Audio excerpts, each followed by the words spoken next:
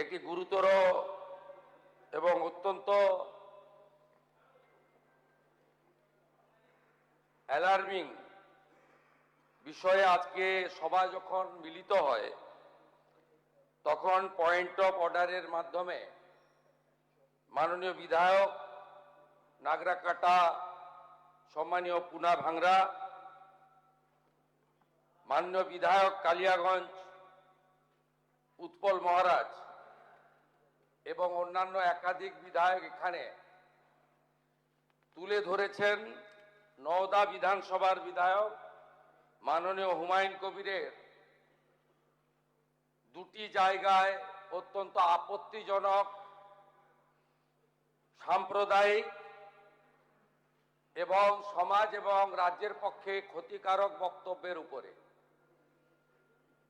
আমার সঙ্গে পরিষদীয় মন্ত্রী ডক্টর শঙ্কর ঘোষ যোগাযোগ করেছিলেন।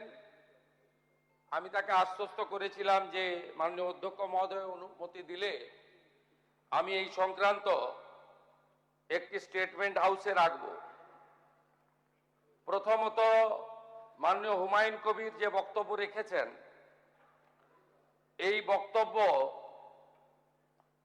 আপনাদের কাছে আমি পড়ে শোনাচ্ছি। 26/6/2026 afternoon, Humayun Kabir MLA Nowda AC, তিনি একটি উনার পার্টির মিটিং কাশীপুরে রেজিনগরে করেছেন। সেখানে তিনি বলছেন এই যে অনামিকা ঘোষ, সে ভোটে হেরে মনে করছে আমি এমএলএ, এখানে ভোটে হেরে বিজেপি মনে করছে আমি এমএলএ, এখানে এখন আস্ফালন করে বেড়াচ্ছে। তা আমি শুভেন্দু অধিকারীকে সেদিন বলেছি যে আপনি ভোটে জিতেছেন, আপনার দল জিতেছে, খুব ভালো কথা, কিন্তু মুর্শিদাবাদে আস্ফালনটা একটু কম করবেন। আমি যেদিন ময়দানে মুসলমানদের নিয়ে নেমে যাব না, সেদিন এমন সাটা ভাগা মার শুরু করবে যে আপনাদের পতাকা বহন করার লোক থাকবে না। কেস এরকম, কেস আমাদের বহরমপুরে জেল খাটা আছে। 5000 লোককে আপনি বহরমপুর সেন্ট্রাল জেলের যা আয়তন, তাতে 4700 বা 4800 বেশি লোক ধরে না।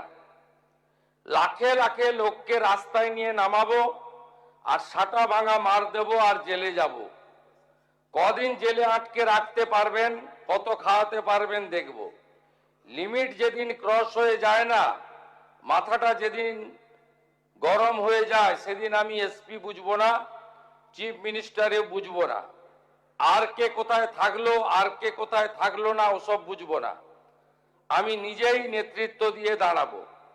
এটা একটা ইনসিডেন্ট 1।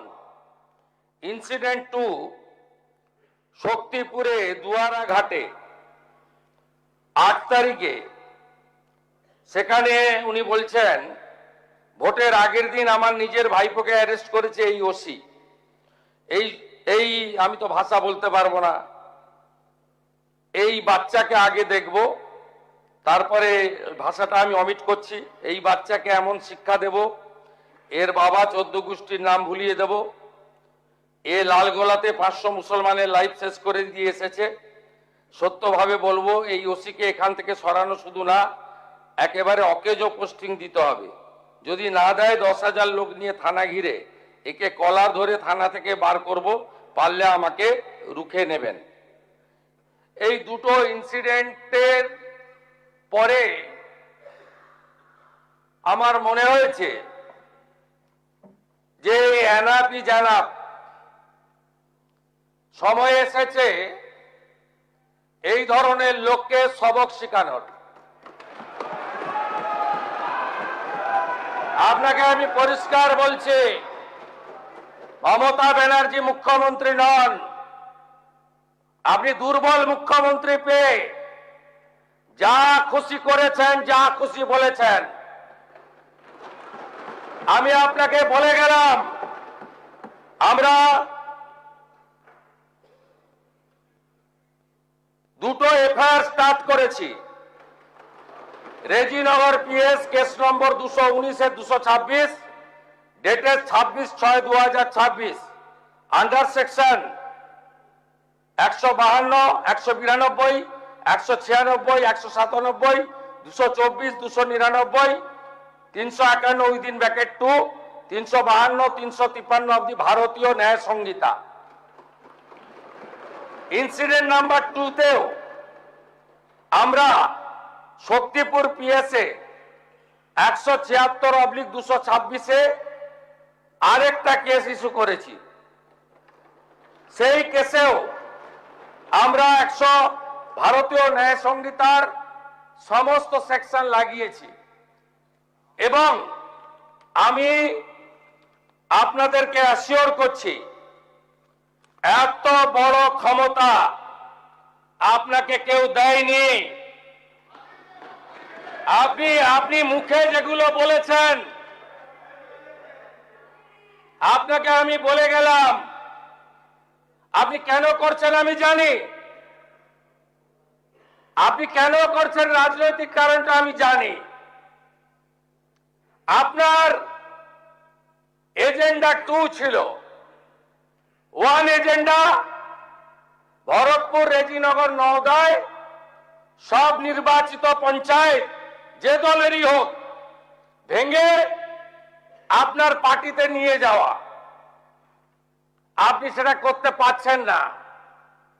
আর দ্বিতীয় হচ্ছে আপনি 2টো সিটে জিতেছেন, নিয়ম মেনে একটাই রিজাইন করেছেন রেজিনগর।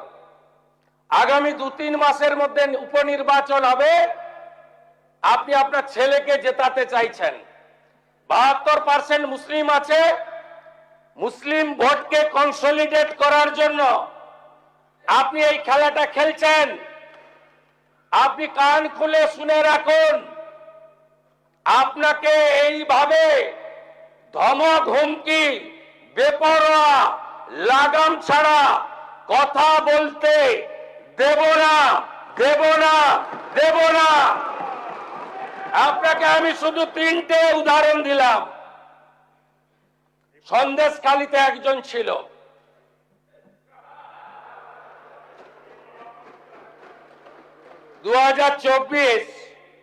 পয়লা জানুয়ারি বলেছিল তৎকালীন বিরোধী দলনেতা এলে তার হাত কেটে পায়ে, পা কেটে হাতে লাগাবে আর চামড়া ছাড়িয়ে মেদিনীপুরে পাঠিয়ে দেবে।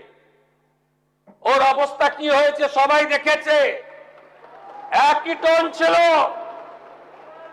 আরেকটা জীবনতলার গুন্ডা ক্যানিং ভাঙড়, ওর অবস্থাও কি হয়েছে দেখতে পাচ্ছে সবাই।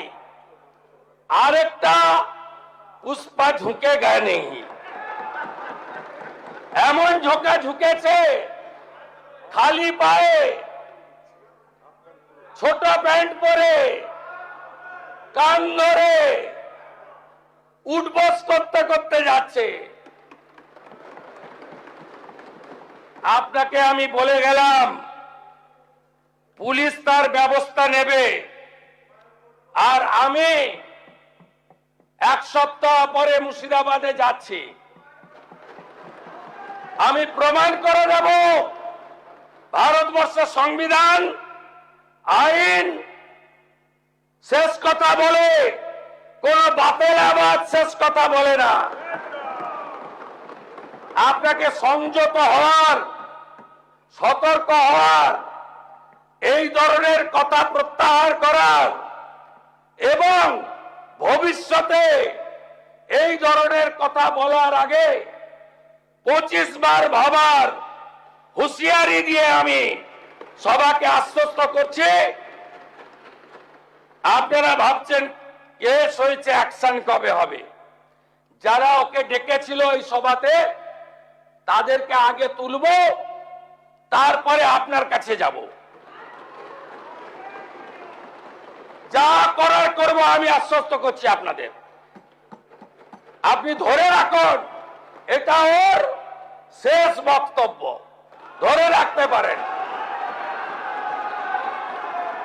এ সরকার আইনের শাসন প্রতিষ্ঠা করবে, গুন্ডাদের শাসন সমাপ্ত করবে, নিশ্চিন্ত থাকুন। সবাই ভালো থাকবেন, ধন্যবাদ।